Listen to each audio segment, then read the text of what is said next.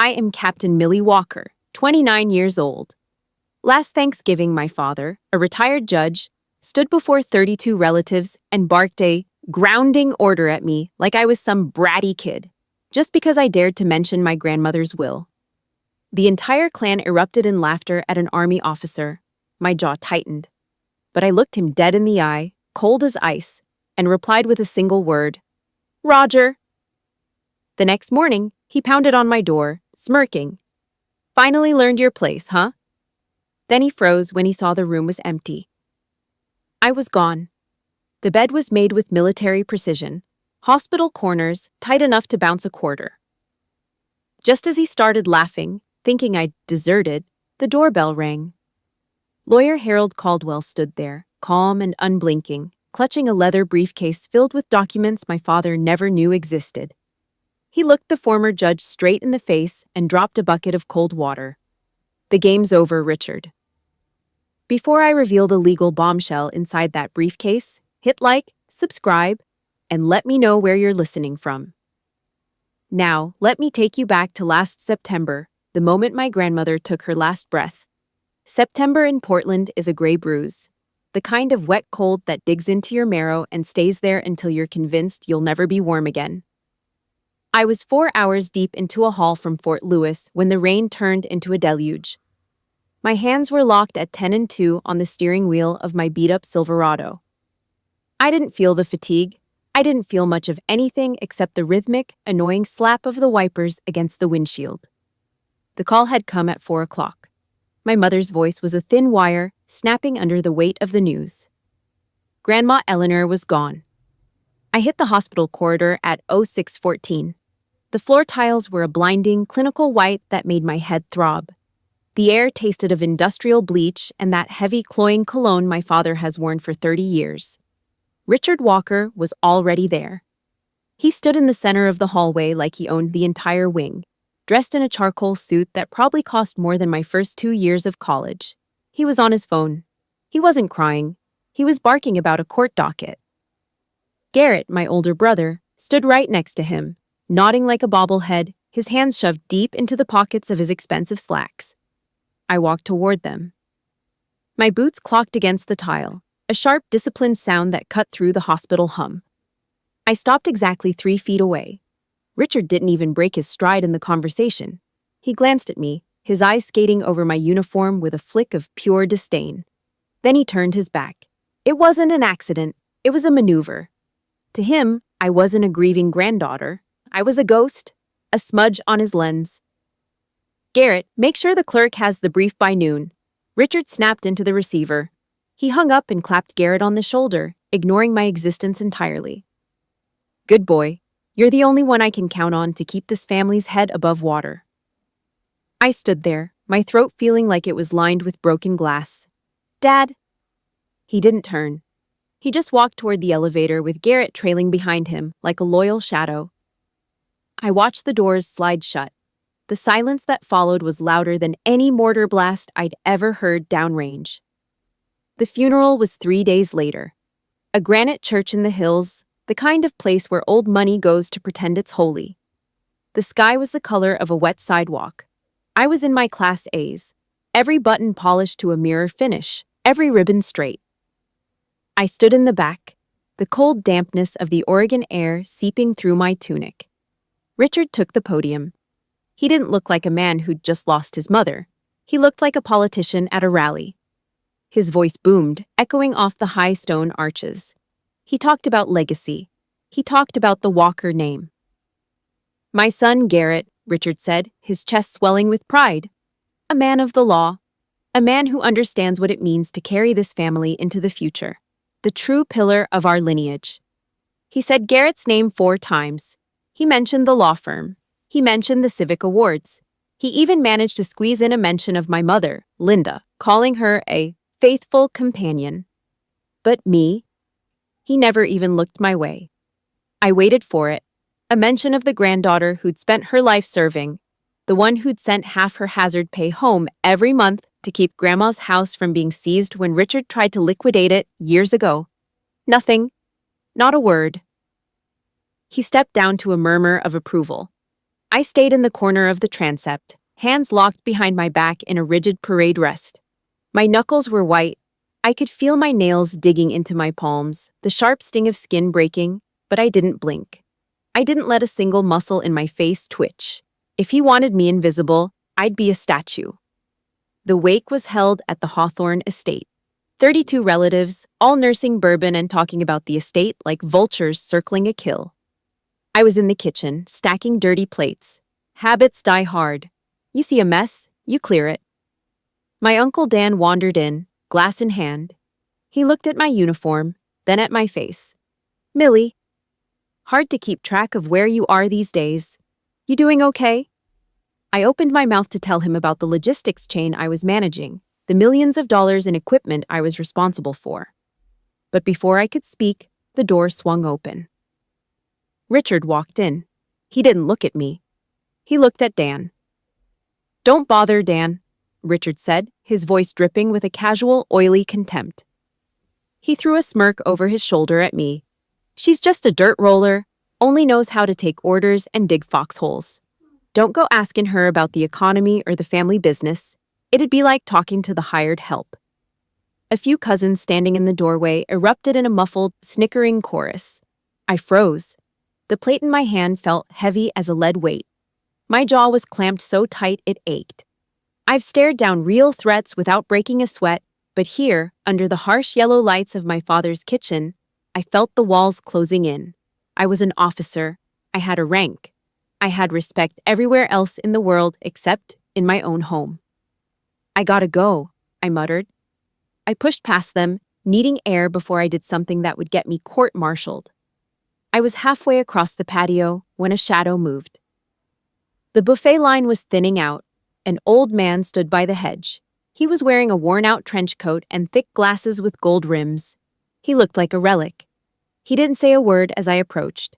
He just stepped into my path and reached out.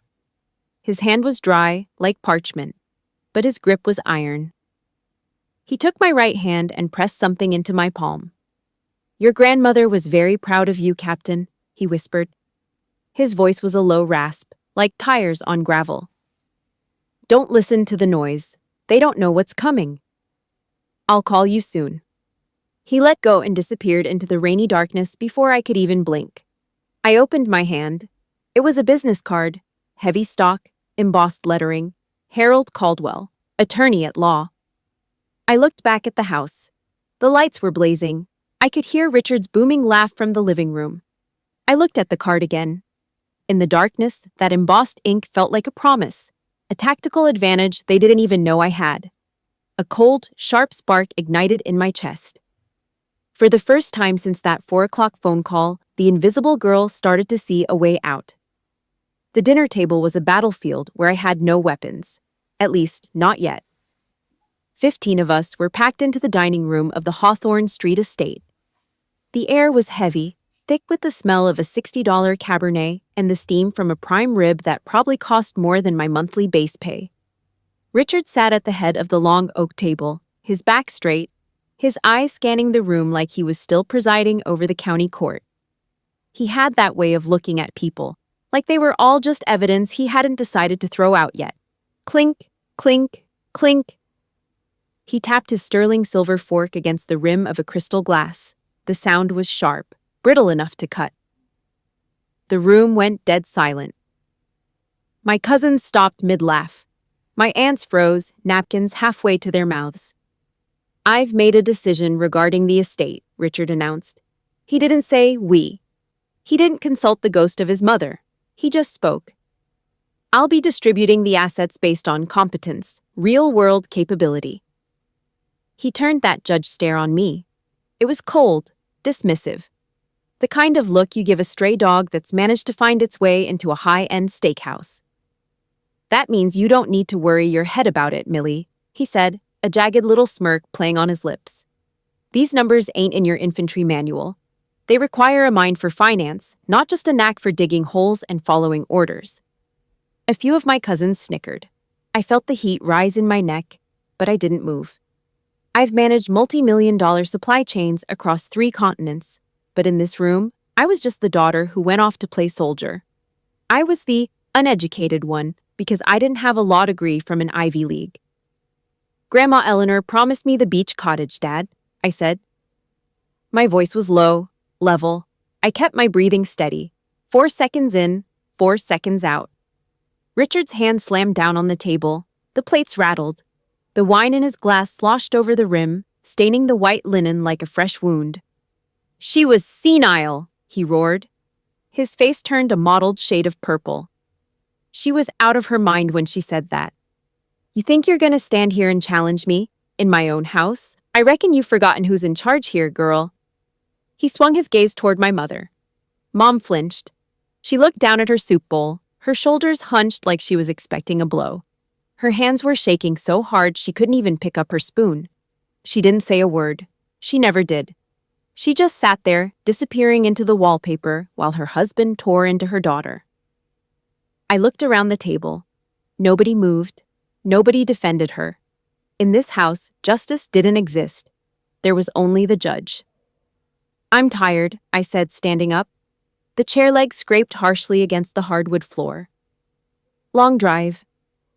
I didn't wait for permission. I turned and walked out, the sound of my boots heavy and rhythmic. I climbed the stairs to the attic, the old room I'd spent my teenage years in. It was a dusty museum of a life I'd tried to outrun. The air was stale, smelling of old paper, mothballs, and damp insulation. I didn't turn on the light. I didn't need to. I knew every inch of this space. I went into tactical mode. It was a habit I couldn't turn off. I started at the door and worked my way inward. I checked the closet, the drawers. I ran my fingers along the window frame. Then I moved to the bed. I stripped the moth-eaten quilt and flipped the mattress. There. A thin, jagged crack in the plywood base of the bed frame. I pried it up with the blade of my pocket knife. Taped to the underside was a heavy, cream-colored envelope. In the corner, a single, elegant letter was embossed in the paper. E. Eleanor. My heart hammered against my ribs.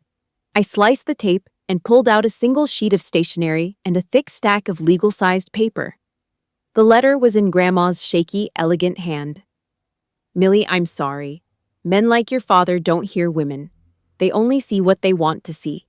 They think we're weak because we're quiet. But they don't understand that quiet people are the ones who do the most work. They only fear paperwork, Millie. Don't let them grind you down. Underneath the letter was the prize. Irrevocable trust agreement. I didn't need a law degree to understand those 2 words. Irrevocable. It meant it couldn't be changed. Not by a judge, not by a son, not by anyone. I flipped through the pages. My eyes landed on a section near the end. Someone, Grandma, had used a neon yellow highlighter. The ink was so bright it practically vibrated off the page in the dim light. Sole beneficiary, Millie Walker. The assets weren't just the cottage. It was the house I was standing in. It was the accounts Richard was currently bragging about downstairs. Everything he thought he'd distributed already belonged to me. Listen, if you've ever been the one in the family that everyone overlooked, the one they treated like a nobody while you were out there building your own life, I want you to hit that like button right now. Comment the word truth if you know that feeling of finally holding the winning card while they think they've already won. I'm reading every single one of your stories tonight. I stood there in the dark, the document clutched in my hand. Downstairs, I heard Richard bark another laugh. He was probably telling another story about how I was unfit to handle the family legacy. He was probably laughing about how he'd put me in my place. I didn't feel the anger anymore, not the hot, messy kind that makes you scream. This was cold, analytical. This was the feeling of mission parameters shifting. He thought I was a dirt roller. He thought I was just someone who followed orders. He was wrong. I was a captain. And I'd just been handed the ultimate weapon. I folded the papers carefully, tucking them inside my jacket. I walked to the window and looked down at the driveway. Richard's Mercedes was parked there, shining under the streetlights. He didn't know it yet, but he was already homeless. The war had officially started, and I was the only one who had the map. 3 weeks back at the base. 3 weeks of the same gray Oregon sky and the same rhythmic thud of combat boots hitting the asphalt. I leaned into the straps of my rucksack, 45 pounds of dead weight digging into my traps. My legs felt like lead, but my mind was a vacuum. That's how I liked it. No thoughts of Hawthorne Street, no sound of Richard's voice, just the gravel, the sweat stinging my eyes, and the 10-mile marker waiting at the end of the road. The military is simple. You have a mission. You have a rank. You have a chain of command that doesn't care about your feelings, only your results. I've lived in this world since I was 19. It was my armor. It was the only place where being a quiet girl didn't mean you were a doormat. It meant you were an asset. When I got back to my quarters, the shower didn't wash off the day. It just highlighted the bruises. I sat at my small desk, the light from a single lamp casting long shadows across the olive drab walls. My phone buzzed on the wood. Another text from Richard. The trust needs to be consolidated, Millie. Don't be difficult. You don't understand how the market is moving. Give Garrett the authorization. I didn't reply. I never did. Instead, I pulled up my banking app and transferred $500 to my mother's private account, the one Richard didn't know about. I'd been doing it for years. It was the only way she could buy groceries or gas without him auditing the receipt and shouting for an hour about wasteful spending. Everything felt locked down, secure. I was the officer in charge of my own life again. Then came Thursday, 22:15. I was staring at a logistics manifest for next month's training exercise when the ping of a new email cut through the silence. My eyes were burning, dry from the blue light. I reached for my mug, but the coffee was stone cold, a bitter film forming on the surface. The sender was Garrett Walker, my big brother. The golden boy lawyer who'd never spent a night in the dirt in his life. The subject line, FWD, RE Trust Revision, Petition. I clicked it, expecting another patronizing demand for my signature. But as the thread loaded, I realized something was off. Garrett had hit reply all. He'd included me in a chain between him, Richard, and some high-priced legal consultant in Portland. The screen was too bright. It felt like it was searing into my retinas. I scrolled down. My eyes caught words that felt like shrapnel hitting a glass wall. Psychological instability, post-service trauma, evidence of fiscal irresponsibility. My brother wasn't just asking for the trust. He was building a case to prove I was unfit to hold it. He was drafting a petition to the court to have me declared mentally incompetent. Millie's history in the service gives us the leverage we need, Garrett had written to Richard just 2 hours earlier. We can frame the beach house purchase as an impulsive symptom of PTSD. The judge will look at her military record and see a damaged veteran, not a beneficiary. It's an easy win. The bitterness in my throat wasn't just the coffee anymore. It was bile. I leaned back, the plastic chair creaking under my weight. I looked at the wall, at the framed photo of me and Garrett when we were kids at the lake. He'd taught me how to fish. He'd promised to look out for me. Now, he was using the very thing I gave my life to, my service, as a weapon to rob me. Then I saw the final line of his email, the one that stopped my heart. "Don't worry, Dad," Garrett wrote. "She won't fight back. She's been conditioned to follow orders for 10 years. It's the best part about her. She'll just stand there at parade rest and say Roger while we take the keys. She doesn't have the stomach for a real fight." The room went silent. Not the quiet of the base at night, but a vacuum seal kind of silence. The kind right before an IED goes off. I looked at the cursor blinking on the screen. He thought my discipline was a weakness. He thought my silence was permission. He thought the girl who'd managed 40 tons of munitions in a war zone would crumble because her big brother told her to. I didn't cry. I didn't scream. That would be unstable, wouldn't it? I reached out and took a long, slow sip of that cold, sludge-like coffee. It tasted like ink and iron. My hands didn't shake. I moved the mouse with the same precision I used to zero a rifle. File, download. I grabbed an encrypted USB drive from my drawer and jammed it into the port. Select all, copy. I watched the progress bar crawl across the screen. Each percentage point was another nail in Garrett's coffin. I made 3 copies, 1 on the drive, 2 on separate cloud servers. I wasn't a daughter anymore. I was a counterintelligence officer, and my targets had just exposed their entire flank. I closed the laptop and sat in the dark. I breathed. 4 seconds in, 4 seconds out. Box breathing. It clears the static. It turns off the nerves. The clock on the wall ticked toward midnight. I stared at the ceiling until the sun started to bleed through the blinds. Exactly at 0800, I picked up my phone. I dialed the number on the embossed card I'd hidden in my locker. Caldwell, a gravelly voice answered on the second ring. This is Captain Walker, I said. My voice was as flat and sharp as a razor blade. I have the emails. They're filing for a competency hearing. They're claiming I'm broken. There was a pause on the other end. I heard the sound of a match striking and a long exhale of smoke. That's a heavy play, Captain, Caldwell said. What do you want to do? I want you to prep the countersuit, I replied. I looked at my reflection in the window. I didn't recognize the girl staring back. Fraud, libel, conspiracy. And I want the trust liquidated and the Hawthorne House titles ready for transfer. When do we move? Thanksgiving, I said. The judge likes to hold court at dinner. We're going to let him have his audience one last time. I hung up and stood at the window. The base was waking up. Soldiers were running in formation, their voices chanting a cadence in the distance. Garrett was right about one thing. I was trained to obey. I was trained to follow the rules of engagement. But he forgot the most important rule of combat. Never underestimate the person who knows exactly how much ammunition you have left. The trap was set. Now, all I had to do was wait for the holiday. The Hawthorne estate glowed like a stage set for a high-end commercial. From the curb, the house looked perfect. Warm yellow lights spilling out of every window, the smell of roasted turkey and expensive bourbon drifting into the damp Portland night. But as I stepped onto the porch, the air felt thin. Toxic. 32 relatives were packed inside, their voices a dull, hungry roar that vibrated through the heavy oak door.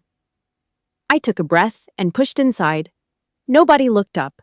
Nobody offered a drink. I was a ghost in a room full of people sharing my last name. My sister-in-law, Meredith, spotted me from across the foyer. She was wearing a silk dress that cost more than a month's worth of my hazard pay. She didn't smile. She just crooked a finger and pointed toward the back corner of the kitchen, near the mudroom. We're tight on space, honey, Meredith said, her voice dripping with a fake, sugary sympathy. We put a folding table back there for you. It's right next to the kids. She was pointing at a wobbly, beige plastic table. The kind you buy at a drugstore for $20. It sat on the hardwood floor like an insult. I looked at the 3 8-year-olds already sitting there, smeared with gravy and screaming about video games. My throat went tight.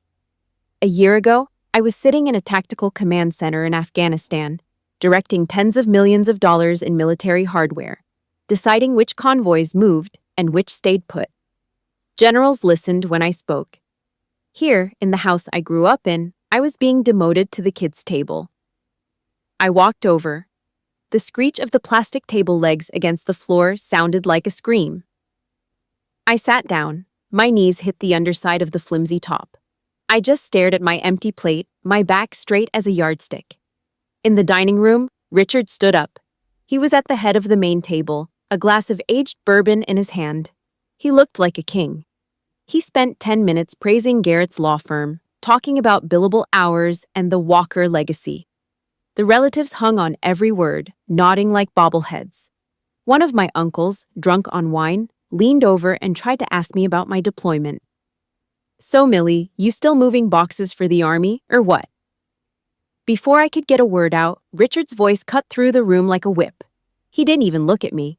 He kept his eyes on the crowd. Every family needs a placeholder, Dan, Richard said. He let out a loud, booming laugh that didn't reach his eyes. Someone's got to stay in the dirt so the rest of us can move up. Right, Millie. She's real good at staying in the dirt. The room erupted. 31 people roared with laughter. It was a jagged, ugly sound that hammered into my eardrums. I didn't move. I didn't blink. I just watched a single drop of condensation slide down my water glass. I stayed there for an hour, a statue at a plastic table. When the plates were cleared, I grabbed a stack of dirty forks and walked into the kitchen. I needed the walls to stop closing in. I was at the sink when Garrett drifted in. He smelled like expensive tobacco and arrogance. He leaned against the counter, blocking my path, swirling a fresh drink in his hand. He looked at me with a smirk that made my skin crawl. "You look comfortable back there, sis," Garrett whispered. "Fits you. Nice and simple. No big decisions to make. Just how you like it." I turned off the faucet. The silence in the kitchen was heavy. I looked him dead in the eye, the same look I used when I had to tell a contractor their shipment was seized. "Garrett," I said, my voice low and flat, "do you actually know what Grandma Eleanor left me? Do you have any idea what's in that safe deposit box she mentioned?" The smirk died. It didn't just fade, it vanished. Garrett's face went the color of old chalk. He stammered, his glass shaking just enough to make the ice clink. He didn't answer. He turned on his heel, nearly tripping over his own feet, and ran into the dining room to find Dad. 10 minutes later, the house went dead silent. Richard stormed into the kitchen. The heavy thud of his heels sounded like a death march. The relatives crowded the doorway, peering in like they were at a car wreck. Richard's face was a mottled purple, the veins in his neck bulging. He stopped inches from my face, his finger trembling as he pointed it at my nose. "You dare?" he hissed. His voice was a low growl that shook with rage. "You come into my house and threaten your brother? You think your little games matter here? You're grounded, Millie, just like when you were 16. You're grounded until you learn to open your mouth and apologize to this family. Go to your room. Now!" Meredith let out a sharp, jagged giggle from the hallway. Aunt Margaret turned her head, pretending to look at a painting. My mother, Linda, stood at the back of the crowd, her eyes glued to the lace tablecloth, her hands knotted together. She didn't say a word. She didn't even look at me. The humiliation was a physical weight in my chest, a hot, thick pressure rising up my throat. My vision blurred for a split second, but then the training kicked in. Box breathing. In for 4. Hold for 4. Out for 4. Hold for 4. The noise in my head stopped. The anger didn't go away, it just turned to ice. It became a tool. I snapped my heels together, my back rigid, my arms locked at my sides. I stared through my father, looking at the wall behind him. "Roger," I said. The word was a jagged piece of flint. I didn't wait for him to move. I walked past him, my shoulder brushing his suit, and headed for the stairs. Every eye in the house was on me. I didn't look back.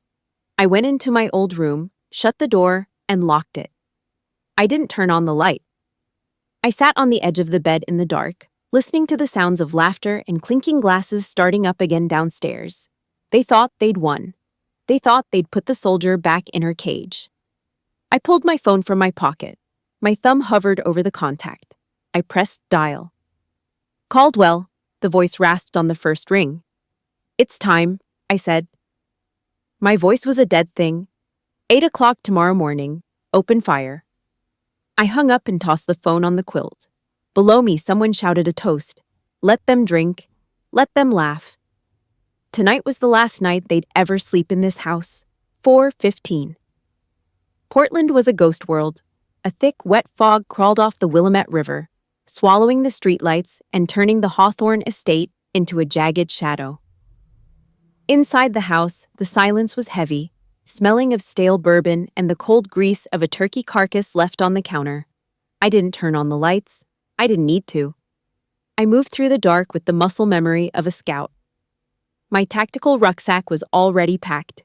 One change of clothes, my laptop, the thumb drive, and the cream-colored envelope from the attic.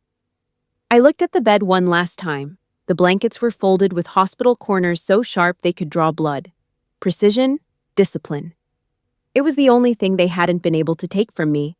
I reached out and touched the framed photo of Grandma Eleanor on the nightstand. Then, with a slow, deliberate motion, I turned it face down. The click of the front door lock was a tiny, sharp snap in the fog.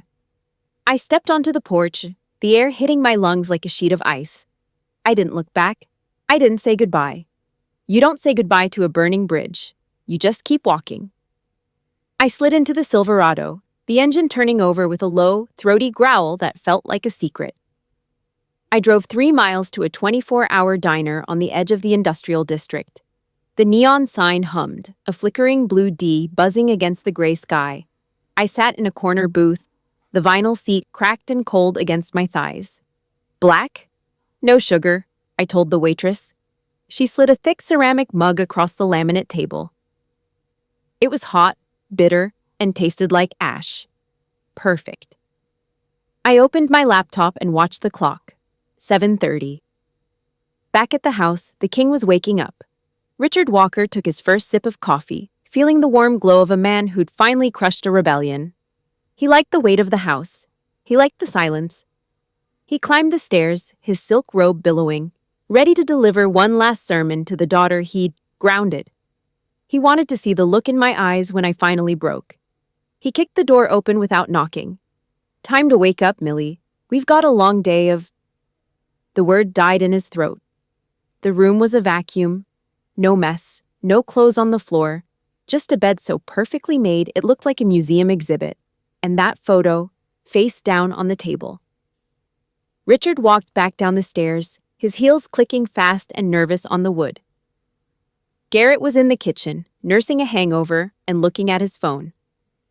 "She's gone," Richard said. A jagged, ugly smirk started to crawl across his face. The coward deserted in the middle of the night. She couldn't handle the heat. The only thing in our way just ran off like a scared dog. Garrett let out a long, shaky breath of relief. He straightened his tie, his ego inflating like a punctured tire being patched with duct tape. "Told you, Dad. She's trained to follow orders. She knew she lost." They stood there for a minute, basking in the hollow victory of the wicked. They thought the game was over. They thought they'd won. Then the doorbell rang. It wasn't the polite chime of a neighbor. It was a long, aggressive buzz that echoed through the foyer like an alarm. Richard marched to the door, his chest puffed out, ready to bark at whoever was interrupting his triumph. He yanked the door open. Harold Caldwell stood on the porch. He looked like something carved out of old granite. He wore a charcoal trench coat that had seen better decades and held a brown leather briefcase that looked like it had been through a war. His eyes were behind thick, gold-rimmed glasses, and they didn't move. "What the hell are you doing here, Harold?" Richard roared. His face was already turning that mottled purple color. "I told you to stay off my property. Get lost before I call the cops and have you hauled off for trespassing." Caldwell didn't flinch. He didn't even blink. He just adjusted his grip on the briefcase, the brass latch clicking in the silence. "Go ahead, Richard. Call them," Caldwell said. His voice was a dry, dusty rasp that carried the weight of 40 years in a courtroom. "I'd love for the police to be here when I show them the petition you filed with the county clerk yesterday." Richard's mouth snapped shut. "I don't know what you're talking about." "I think you do," Caldwell said, stepping forward, forcing Richard to take a half step back into his own house. "The petition where you swore under oath, under penalty of perjury, that you were unable to locate your daughter. The petition where you claimed she disappeared and was mentally unfit to be served with legal notice." Richard's face went from purple to a sick, chalky white. The word perjury hit him like a physical blow. A former judge being caught in a flat-out lie to the court wasn't just a scandal. It was a prison sentence. Garrett appeared in the hallway, his hand gripping his father's arm so hard his knuckles were white. "Dad, we need to talk in private." Caldwell looked past Richard, his eyes locking onto Garrett like a hawk spotting a field mouse. The lawyer didn't smile. He just checked his watch. "You've got 6 hours of privacy left," Caldwell said. He turned on his heel, his coat snapping in the cold wind. He walked down the steps, his boots heavy and rhythmic on the stone. He stopped at the bottom of the stairs and looked back over his shoulder. "I'll be back at 1400 for the reading of the will. My client has provided some additional documentation that you seem to have overlooked." "Millie isn't here," Richard shouted, his voice cracking, desperate to regain control. "She ran off." Caldwell gave a short, sharp nod. "She didn't run, Richard. She just repositioned. And when I come back this afternoon, I won't be coming alone." The lawyer climbed into his old black sedan and pulled away into the fog. Richard stood in the doorway, the cold air rushing into his warm house. He looked at the empty street, then back at his son. For the first time in 63 years, the judge looked like a man who was terrified of the verdict. Up at the diner, I closed my laptop. I looked at the business card on the table. The time was 08:05. The clock was ticking. And for the first time in my life, I wasn't the one waiting for orders. I was the one giving them. 1400. The living room of the Hawthorne estate felt like a pressure cooker. 30 relatives were squeezed into the space, the air thick with the smell of cheap floral perfume and the nervous sweat of people waiting for a payout. Richard stood by the fireplace, legs braced, holding a single sheet of typed paper like it was a holy scroll. He looked every bit the judge, stern, untouchable, and utterly convinced of his own power. "I've spent a lifetime upholding the law," Richard's voice boomed, echoing off the high ceiling. "And it's my duty to ensure Eleanor's legacy is handled with the respect it deserves. Therefore, the primary trust of $620,000 will be transferred to Garrett Walker. He has the legal expertise to grow this family's influence." He paused, a flicker of something cruel crossing his face. "As for Millie, despite her decision to walk out on us this morning, I'm setting aside $5,000 as a support fund. Every family has its workers, and every family has its ghosts. She's chosen her path." A few aunts nodded, their eyes already calculating their own cuts. Garrett stood by the window, adjusting his silk tie, a small, greasy smile tugging at the corner of his mouth. Then, the heavy deadbolt on the front door turned. Clack. The sound was like a gunshot in the silent room. The door swung open, hitting the stopper with a dull thud. I walked in first. I wasn't wearing a suit or a dress. I was in my worn-out jeans, a dark field jacket, and my boots were still stained with the mud from the base. My back was a straight line. I didn't look at the relatives. I didn't look at the furniture. I looked at the target. Harold Caldwell followed me, his leather briefcase clicking as he stepped onto the hardwood. Richard's face went a dark, angry purple. He pointed a trembling finger at me. "You've got a lot of nerve showing up here after your little desertion. You want to apologize? Do it now, or get out. You're trespassing in my house." I walked right past his pointing finger and stopped 3 feet from the coffee table. I didn't raise my voice. I didn't have to. "I'm not here to apologize, Richard," I said. My voice was as cold and flat as a winter morning in the Cascades. "I'm here to stop a robbery." I reached into my jacket and pulled out a folder bound in heavy cardstock, stamped with a bright red seal. I didn't place it on the glass table. I dropped it. The sound made Garrett jump. Caldwell stepped forward, his eyes sharp behind his gold-rimmed glasses. He didn't wait for permission. He opened his briefcase and pulled out the first document. "The trust fund at U.S. Bank that you just mentioned, Richard. The one for $620,000. Caldwell's voice was a dry rasp that filled every corner of the room. "It is an irrevocable trust, signed and notarized 2 years ago.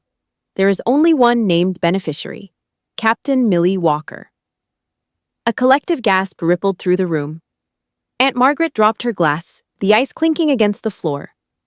Richard's mouth opened and closed, but no sound came out. He looked like a fish gasping for air on a hot pier. "That's a lie," Garrett shouted, his voice cracking. "I saw the original draft. Dad has the power of attorney." "The draft you saw was a decoy, Garrett," Caldwell said, his tone bored. He pulled out a second set of papers. "And as for the trespassing comment, this house, the Hawthorne estate, was never in Richard's name. It was held in a separate life estate. Upon Eleanor's death, the title transferred immediately." Caldwell tossed the deed onto the table. "Millie Walker is the sole owner of this property. Richard, you aren't the judge here. You're a guest. And your invitation just expired." The shift in the room was violent. The relatives who had been nodding at Richard 10 minutes ago were now staring at me like I was a stranger who'd just walked in with a winning lottery ticket. The power was hemorrhaging out of my father's face. He looked smaller, older. Richard lunged for the table, his hands shaking so hard he nearly tore the papers. "She was senile," he screamed, his voice hitting a jagged, desperate note. My mother was out of her mind. She was confused. She didn't know what she was signing. I'll have this whole thing thrown out in an hour. You're taking advantage of a dead woman's dementia. Garrett backed away toward the wall, his face the color of a wet sidewalk. He knew. He was a lawyer, and he saw the walls closing in. I looked at my father. I didn't feel pity. I didn't feel hate. I just felt the mission parameters being met. Caldwell reached into the very back of his briefcase. He pulled out a single thin sheet of paper protected by a plastic sleeve. "We anticipated that play, Richard," Caldwell said. He held the paper up for everyone to see. "This is a comprehensive cognitive evaluation performed by Dr. Eris Thorne, Chief of Psychiatry. Date: 3 days before the will was finalized. Eleanor scored a 93% on her cognitive tests. She was more lucid than most of the people in this room." He dropped the final bomb. The report specifically notes that she wanted these changes made because she felt her son and grandson were, and I quote, "predatory and untrustworthy." Richard slumped against the mantel. The king was gone. In his place was just a bitter old man in a charcoal suit that didn't fit him anymore. I want to stop right here. If you've ever been the one the family counted out, the one they called unstable or incapable just because you didn't play their game, I want you to hit that like button right now. Give me a Roger in the comments if you've ever sat at that kid's table while the real sharks were trying to eat your future. I see you. I looked around the room. The relatives were dead silent. My mother was standing in the shadows of the hallway, her hand over her mouth. I turned back to Richard. He was staring at the floor, his chest heaving. "You called me a placeholder, Dad," I said. My voice was quiet, but it cut through the room like a razor. "You said every family needs one, so the others can move up." I leaned in, close enough to smell the stale bourbon on his breath. "You were right, but you got the roles mixed up. You're the placeholder, and your time is up." I turned to Caldwell. "Get the eviction notices ready. I want this house cleared by Monday." I walked out the front door without looking back. Behind me, I heard the first sounds of the vultures starting to turn on each other. The silence in the living room wasn't peaceful. It was the kind of silence you find in a graveyard right before the ground starts to shift. 32 pairs of eyes were locked on Richard, but he wasn't looking back at them. He was staring at the pile of papers on the coffee table like they were live grenades. The king of Hawthorne Street was bleeding power, and everyone in the room could smell it. The alliance broke first. It's funny how fast people run when the ship starts taking on water. Meredith, who had spent the last hour clinging to Garrett's arm like a status symbol, suddenly recoiled. She stepped back into the shadows of the foyer, her hands up as if to say she was never part of the deal. She didn't want the stain of a fraud case on her silk dress. Richard turned on Garrett. His face was a dark, bruised purple, the veins in his temples throbbing. He didn't look like a judge anymore. He looked like a cornered animal. "Do something," Richard barked, his voice cracking. "You're the damn lawyer. Find a loophole. Tell them these papers are fakes. Tell them she's lying." Garrett didn't move. He was shaking. Not just his hands, but his whole frame. He looked at the irrevocable stamp on the top sheet and let out a sound that was half sob, half laugh. It was the sound of a man who realized he'd spent his whole life building a house of cards on a windy beach. "I can't, Dad," Garrett whimpered. He didn't even try to lower his voice. "It's over. Irrevocable means exactly what it says. There ain't no back door.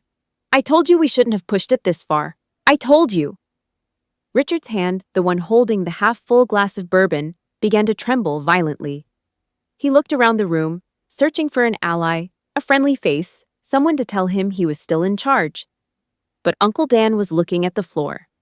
Aunt Margaret was busy inspecting her fingernails. The vultures were done with him. Smash! The glass slipped from his fingers. It hit the hardwood and exploded into 100 jagged diamonds. The expensive red wine splashed across the cream-colored rug, spreading out like a fresh, dark wound. Richard didn't even flinch. He just stood there, breathing in short, wet gasps. "Millie," he whispered. The room went stiller, if that was even possible. Richard dropped his shoulders. He let his head hang for a second, then looked up at me. The rage was gone, replaced by something far more dangerous. The fake, oily sheen of a man playing the victim. He'd spent 30 years on the bench watching criminals do this. He knew the script. "Millie, honey," he said, his voice dropping into a low, fatherly rasp. "You don't understand the world. You're a soldier. You see things in black and white. I wasn't trying to steal from you. I was trying to save you. You don't know how to handle this kind of money. People would have taken advantage of you. I did it to keep the family legacy whole. I did it because I love you." I felt the air in the room thicken. I'd heard that line 1,000 times growing up. I did it because I love you. He'd used it when he grounded me for 3 weeks for getting a B in history. He'd used it when he told me my military service was a waste of a good Walker brain. He'd used it to keep my mother in her place for 35 years. I stood my ground. My back was a steel rod. I didn't let my expression change. I didn't give him the satisfaction of seeing my anger. "Love?" I said. The word felt like a stone in my mouth. I walked over to him, stepping right through the puddle of wine. The glass crunched under my boots. I stopped when I was inches from his face, close enough to see the gray stubble on his jaw and the fear behind his eyes. "You don't know the first thing about love, Richard," I said. My voice was quiet, but it carried to every corner of that room. Love is about sacrifice. Love is about seeing someone for who they are and helping them grow. What you have isn't love. It's a ledger.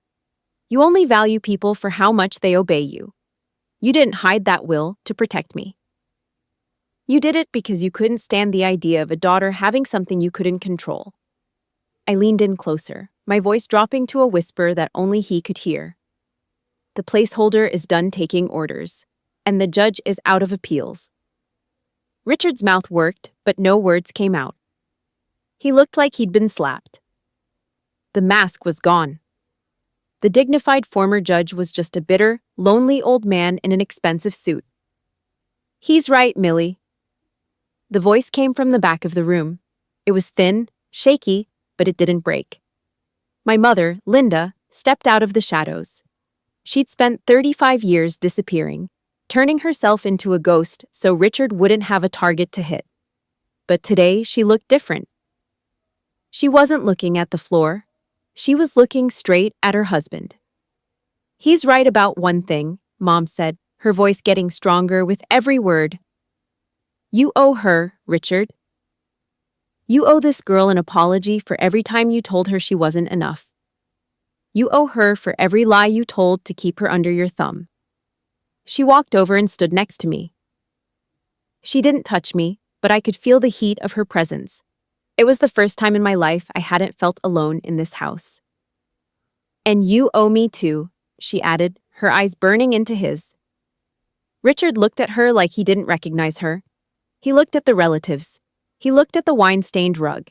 He was a man who'd lost his court, his jury, and his home all in one afternoon. He didn't say a word. He didn't apologize. He couldn't. He turned on his heel and walked toward his heavy oak office door. He looked smaller with every step. He didn't look back as he stepped inside and slammed the door. The sound echoed through the house like a final verdict. The king was gone. And for the first time in my life, I could finally breathe. I looked at Caldwell. He was already clicking his briefcase shut. He gave me a short, sharp nod. The mission was accomplished. "I want the locks changed by 1800, I said. I looked at the relatives. "The party's over. Get out." I didn't wait to see them leave. I walked toward the kitchen to find a trash bag. There was a lot of garbage in this house that needed to be thrown away. 2 weeks after the smoke cleared on Hawthorne Street, the world looked different. The sky over Portland was a flat, bruised purple, leaking a cold drizzle that turned the pavement slick. I sat in my Silverado, the heater humming a low, steady tune. I pulled up my banking app, $620,000. The number looked surreal against the glowing screen, a long string of zeros that represented every lie they'd told and every bit of peace they'd tried to steal. The house was officially mine. The deed was recorded, the seals were dry, and the locks were new. Caldwell hadn't wasted any time. He'd delivered the 30-day eviction notice in person, taped it right to the front door like a declaration of war. Richard hadn't fought it. He couldn't. Not after the perjury threat. He'd spent his life handing out judgments, but he didn't have a leg to stand on when the law finally turned its cold, blind eye on him. The fallout inside the house was even uglier. My mother, Linda, didn't wait for the 30 days. She'd spent 3 decades being the shadow in the corner, but the morning after Thanksgiving, she just stopped. No screaming match, no long-winded goodbye. She just packed 2 suitcases, called my aunt in Seattle, and walked out while Richard was still in his bathrobe, shouting at a lawyer on the phone. She didn't look back at him. Not once. She'd found her spine in the wreckage of his ego, and she was gone before the coffee got cold. Richard was left in a vacuum, a king with no subjects and a house he didn't own. Then there was Garrett. My big brother had always walked around like his law degree was a suit of armor, but the Oregon State Bar doesn't take kindly to attorneys who use their firm's servers to plot trust fraud against their own siblings. Caldwell had made sure the reply all thread landed on the right desks. The investigation was swift. Garrett was hit with a 6-month suspension pending a full disbarment hearing. I was at the post office when I saw him for the last time before the move. He was standing next to a black BMW that was hooked up to a repo truck. The car was shiny, expensive, and utterly stolen from a life he couldn't afford anymore. Meredith was standing 10 feet away, her arms crossed tight, her face a mask of pure, icy disgust. She wasn't just leaving him, she was erasing him. She'd filed for legal separation the minute the firm's partners kicked him out of his corner office. Garrett looked at me as I drove past. He looked small. His suit was wrinkled. He didn't have a clever remark. He didn't have a smirk. He just looked like a man who'd realized he'd sold his soul for a car he couldn't keep. The final day came on a Tuesday. I stood on the sidewalk, my hands shoved deep into the pockets of my field jacket. A U-Haul truck was backed into the driveway, a rusty, dented thing that smelled of old diesel and failure. Richard came out of the front door, carrying a heavy cardboard box. It was filled with his law books, those thick, leather-bound volumes he used to quote like scripture to keep us in line. Now they were just dead weight. He looked 75, not 63. His gait was a shuffle. His hair was a mess. He didn't look at me. He walked to the back of the truck, his boots dragging on the wet concrete. Thud. He dropped the box. The sound of packing tape being ripped off the roll was the only music playing. Screech! Zip. It was the sound of a life being dismantled and shoved into a box. I watched him lugging every single crate. The once mighty judge was doing his own heavy lifting. No assistants, no Garrett, no wife. Just a bitter man and his junk. He'd spent years calling me a dirt roller, but here he was, sweating in the drizzle, his hands shaking as he tried to lift a crate of old files. The air smelled of wet cardboard and the sharp metallic scent of the shredder he'd been running for 3 days straight. He'd destroyed everything he could. Every letter, every photo, every scrap of paper that reminded him of the family he'd broken. When the truck was finally full, he closed the rolling door. The metal rattled and banged, a final, hollow sound that echoed off the neighboring houses. He stood there for a long minute, looking at the Hawthorne estate. He'd lived there his whole life. He'd ruled it like a fortress. Now he was just a tenant who'd been evicted. He climbed into the cab of the U-Haul. He struggled with the gear shift, the engine groaning as he forced it into drive. He pulled away from the curb without a signal, the heavy truck lumbering down the street like a wounded beast. He was going to a 2-bedroom apartment in a part of town he used to look down on. No fireplace, no crown molding, just white walls and the sound of the neighbors through the ceiling. That night, I sat on the porch of my house. The silence was absolute. It was the first time I'd ever felt safe on these steps. My phone buzzed in my pocket. I didn't recognize the number at first, but I knew the area code. I answered. "Millie?" A voice rasped. It was thin, shaking with a pathetic kind of rage. "You really did it. You destroyed everything. Your brother's career, my reputation, this family. You tore it all down. You happy now, girl? You satisfied with the wreckage?" I looked out at the dark yard. The streetlights were flickering on, casting long orange shadows across the grass. I didn't feel the heat in my chest. I didn't feel the need to argue. "No, Dad," I said. My voice was as steady as a heartbeat. I didn't tear anything down. You're the one who spent 30 years pouring gasoline on the floor. I'm just the one who finally stopped pretending the house wasn't on fire. You're heartless, he hissed, just like your grandmother. I'll take that as a compliment, I replied. I didn't wait for his comeback. I didn't need the last word.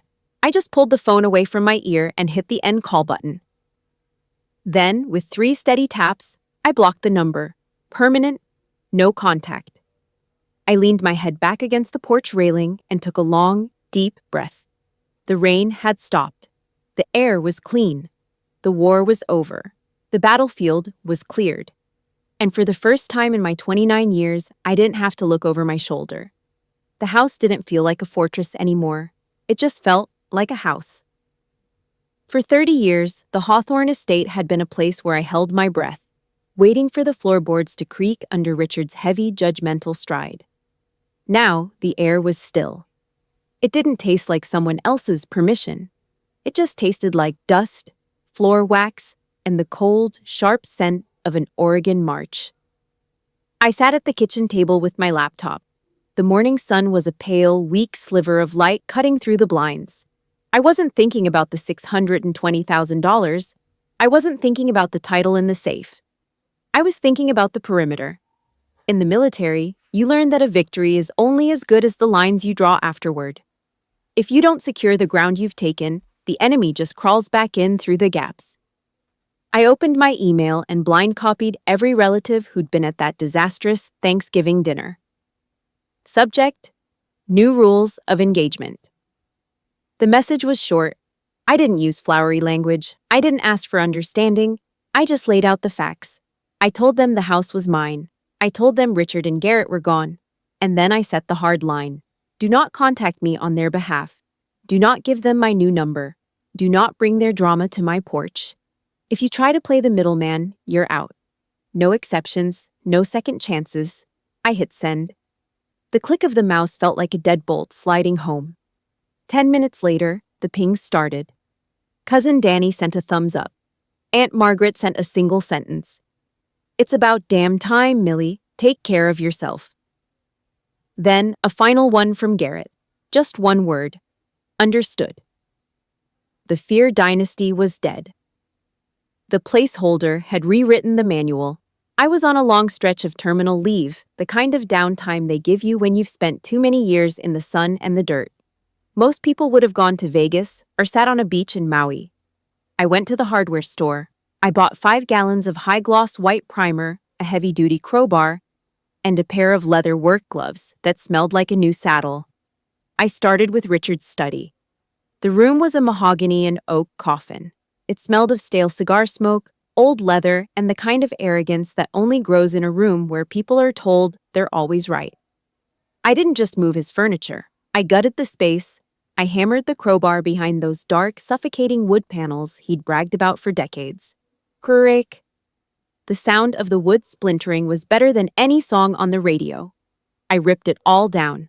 Every plaque, every framed diploma, every Judge of the Year award he'd left behind because he couldn't fit them in the U-Haul. I threw it all into a dumpster I'd rented for the week. By noon, the walls were bare, gray drywall.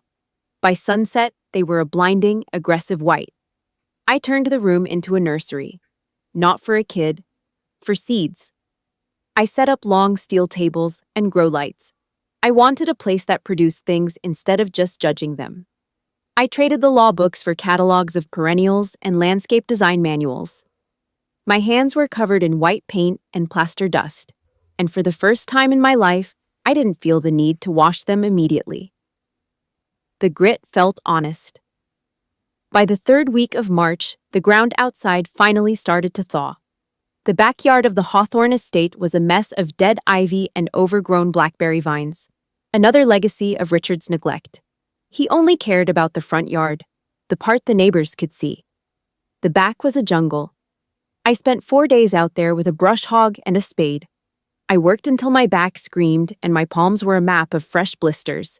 My military training didn't go away. It just shifted targets. I attacked the weeds with the same focus I used to use for supply manifests. I cleared a 20 by 20 plot near the old stone wall. I'd ordered the bulbs months ago, Sarah Bernhardt peonies. They're the old school kind. Tough, heavy-headed flowers that take forever to bloom but stay beautiful long after everything else has dried up. They were Grandma Eleanor's favorite. She used to say they were the only things in this yard that didn't need a judge's approval to grow. I knelt in the cold, wet mud. The smell of the earth was thick and raw, the scent of things waking up after a long sleep. I used a small hand trowel to dig the holes, exactly 6 inches deep. I tucked the bulbs into the soil, my fingers feeling the rough, bark-like skin of the roots. I smoothed the dirt over them, pressing down firmly. "Grow or don't," I muttered. "It's up to you now." The silence of the yard was different now. It wasn't the heavy, suffocating quiet of a house under a dictator. It was the silence of a field after a storm. I stood up, my knees cracking, and wiped the sweat from my forehead with the back of my glove. I looked at the house. It looked smaller now, less like a monument and more like a project. I walked toward the back porch, my boots leaving heavy, mud-caked prints on the stone steps. I was tired in a way that sleep wouldn't fix, the kind of bone-deep exhaustion that comes from finally letting go of a weight you've been carrying since you were 10 years old. I stopped at the top step. Something was out of place. I have a habit of checking the perimeter. I noticed the edge of the welcome mat was flipped up, just an inch. It was a brand new mat, heavy black rubber with no words on it. I hadn't moved it since I laid it down 2 days ago. I reached down and flipped it back. Lying there on the gray wood was a small envelope. It was a soft, pale blue, the color of a summer sky just before the sun goes down. There was no stamp, no postmark. Someone had walked onto my porch and tucked it there by hand. I picked it up. The paper was cool and slightly damp from the Oregon mist. I turned it over. My name was written across the front in a thin, elegant script that made the air in my lungs go cold. It was my mother's handwriting. I looked at the street. It was empty. The neighbor's dog barked once in the distance. I looked back at the blue paper. My thumb hovered over the seal, my heart hitting a jagged, uneven rhythm against my ribs. I didn't open it. Not yet. I just stood there in the fading light, the mud drying on my clothes, holding a piece of a life I thought I'd left in the dumpster. The war was over, but the shadows were still moving. The mist was finally letting go of the trees. It didn't lift all at once. It just thinned out, revealing a pale, buttery sun that caught the dew on the new grass. I stood on the porch, my boots caked in the mud of the flower beds I'd spent all week digging. In my hand, the blue envelope felt like a live wire. My name, Millie, was written in that delicate, cursive script my mother used for grocery lists and Christmas cards she was rarely allowed to send. I tore the flap. No fancy stationery, no floral borders, just a torn piece of yellow legal pad, the kind Richard used for his court notes. The message was short. It didn't have a header. Millie, I spent 35 years being quiet because I thought it would keep the peace. I was wrong. Peace isn't the absence of noise, it's the presence of justice. I let your father treat you like a footnote for 29 years, and for that, I'll never truly forgive myself. But I'm in Seattle now. I've got my own apartment. It's small, and the radiator clanks all night, but it's mine. I'm standing on my own 2 feet, and it's only because I saw you stand on yours. I'm proud of you, Millie. More than words can say. Love, Mom. I didn't cry. I'd grown out of that habit in the barracks years ago. Instead, I felt a strange, heavy warmth settle into my bones. It was the sound of a final bridge being built, one that didn't lead back to Richard. It was an apology without excuses. A casualty report where the survivor had finally crawled out of the rubble and started to walk. I folded the paper, the creases sharp and precise. I walked into the house, my boots echoing on the hardwood. The smell of fresh white paint was still sharp in the air, a clean chemical scent that had successfully wiped out the ghost of Richard's expensive cigars and Garrett's arrogance. I went into the room that used to be the judge's chambers. No more mahogany. No more dark wood panels that made you feel like you were already on trial. Just the grow lights and the long steel tables covered in trays of rich, dark soil. On my work table sat an old cedar box. I'd scraped the Walker nameplate off the lid a week ago. I opened it. Inside was the original note Grandma Eleanor had tucked into my hand when I was 12, right after Richard told me I was too emotional to ever handle the family business. Don't let them break you, Millie. You're the only one with the real iron in your blood. I laid Mom's yellow paper right next to Grandma's. 2 generations of women. Both had been silenced by the same man, and both had finally found their voice through the cracks in his empire. It wasn't just a house I'd won. It wasn't just a trust fund. It was the right to be the protagonist of my own damn life. I went to the kitchen and put on the kettle. The whistle was a high, lonely sound that filled the empty rooms. I didn't mind the silence. Silence used to be a weapon they used against me, a way to ignore my presence until I was needed to fetch a drink or move a box. Now, the silence was mine. It was the quiet of a base after a successful mission. Secure, controlled. I took my mug out to the porch and sat on the top step. The steam from the tea curled into the cold air. Down in the yard, the Sarah Bernhardt peonies were sleeping under a thick layer of mulch. They wouldn't bloom for months, but they were there, roots taking hold, preparing for a spring that didn't belong to Richard. Richard was gone. Garrett was gone. The placeholder was now the owner of the ground she stood on. I looked at my hands. They were stained with dirt and paint. My knuckles scarred from 10 years of service and 2 weeks of reclaiming this house. They were the hands of a worker, a soldier, a woman who knew exactly what she was worth. The campaign was over. I wasn't checking my 6 for an ambush anymore. I wasn't waiting for a mission briefing from a man who hated my strength. I was just Millie. And that was more than enough. Listen to me. If you're sitting there right now, feeling that familiar weight in your chest, the one that comes from being told you're the difficult one or the backup plan, I want you to look at your own hands. That seat at the kids' table, it only belongs to you if you're willing to sit in it. If you've ever felt the sting of being overlooked while the sharks in your family ate your future, I want you to hit that like button right now. Leave me a Roger in the comments if you're ready to draw your own line in the sand. I'm reading every single one. I took a long, slow sip of my tea. The sun was higher now, burning through the last of the Portland fog. The neighborhood was waking up. Dogs barking, cars starting, life moving forward. My phone buzzed on the wood beside me. A text from Caldwell. Trust transfer finalized. You're clear, Captain. I didn't reply. I didn't need to. I just watched a single robin land on the stone wall I'd rebuilt. It looked at me, chirped once, and took off into the clear blue sky. The war was won. The base was secure. I stood up, walked inside, and locked the door behind me. Not to keep the world out, but to keep my peace in. I was Captain Millie Walker, and I would never sit at the kids' table again.